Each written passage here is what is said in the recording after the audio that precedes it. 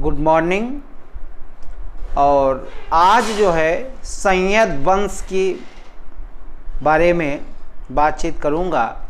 उसके पहले थोड़ा सा आप लोग देख लें कि तुगलक वंश का विनाश कैसे होता है। तो तुगलक वंश का विनाश का मुख्य कारण तैमूर का आक्रमण था और 1398 में तैमूर ने भारत पर आक्रमण किया था। और जिस समय तैमूर ने भारत पर आक्रमण किया उस समय नासिरुद्दीन महमूद जो कि तुगलक वंश का शासक था और उसी के शासनकाल में तैमूर ने भारत पर आक्रमण किया था। कंपटीशन में इस तरह यह क्वेश्चन कई बार पूछा है कि भारत पर जब तैमूर ने आक्रमण किया तो उस समय किसका शासन था, तो नासिरुद्दीन महमूद का शासन था।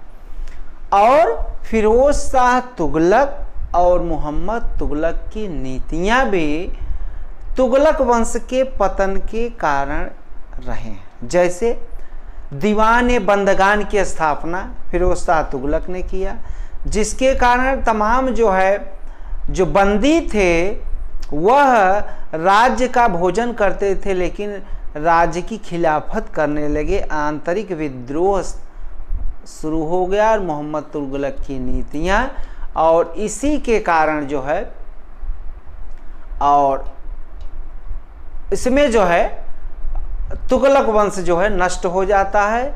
और चूंकि जब तैमूर ने भारत पर आक्रमण किया तो भारत से बहुत सारा धन लूटा और उसके बाद बहुत सारा मार काट किया, जिसके कारण दिल्ली में त्राही त्राही मच गई, अव्यवस्था उत्पन्न हो गई।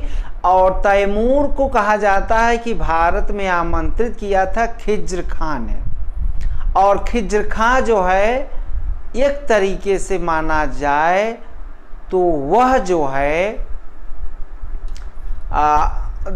रैयत ए आला की उपाधि उसने धारण की थी। रैयत ए आला की उपाधि उसने धारण की थी। और वह जो है एक तरीके से मुल्तान, दीपालपुर, लाहौर, ये तीनों स्थानों पर जो तैमूर ने जीता था वह तीनों स्थान क्षेत्र जो है सूबेदार बना देता है खिज्र खां को। और खिज्र खां जो है 1414 में दौलत खां लोदी को युद्ध में पराजित करके दिल्ली का सुल्तान बना था। तो सैयद वंश की स्थापना किसने किया था? खिज्र खां ने। और एक ऐसा राजवंश सैयद वंश जो कि शिया धर्म से संबंधित थे। यह कौन सा मत मानते थे? शिया मत। और खिज्र खां जो था वह उसने बताया कि मैं जो है मोहम्मद साहब के खानदान से हूँ। उसने अपने को मोहम्मद साहब के खानदान का बताया। हालांकि इतिहासकारों ने इसकी पुष्टि नहीं की है। इतिहासकारों ने कहा कि हाँ ये जो है अरब से आए थे, उनके से वंश से संबंधित थे, लेकिन एकदम डायरेक्ट संबंध इनका मोहम्मद साहब के रक्त से संबंधित नहीं है। तो ये हो गया खिज्र खां। और खिज्र खां रैयत आला की उपाधि से शासन शुरू करता है और एक तरीके से यह जो है तैमूर का प्रतिनिधि बन करके भारत में शासन करता है। और तैमूर की जब मृत्यु हो जाती है तब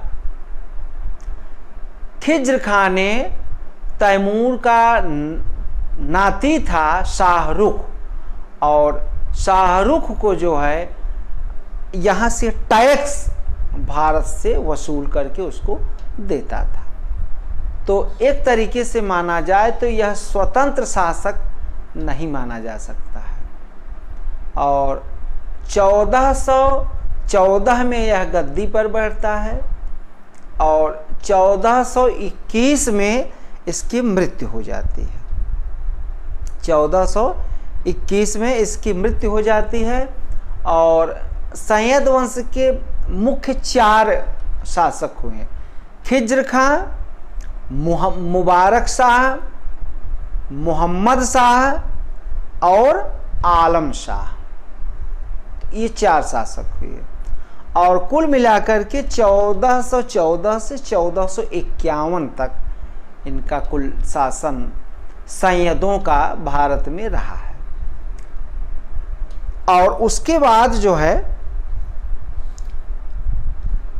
खिज्र खां जब गद्दी पर बैठता है तो भारत में तमाम जो है अशांति अव्यवस्था रहती है और उसको जो है उस अव्यवस्था अशांति को समाप्त करके, हालांकि पूर्ण रूप से समाप्त नहीं हुआ, तो यह भी नहीं माना जा सकता कि खिज्र खां अक्षम शासक था।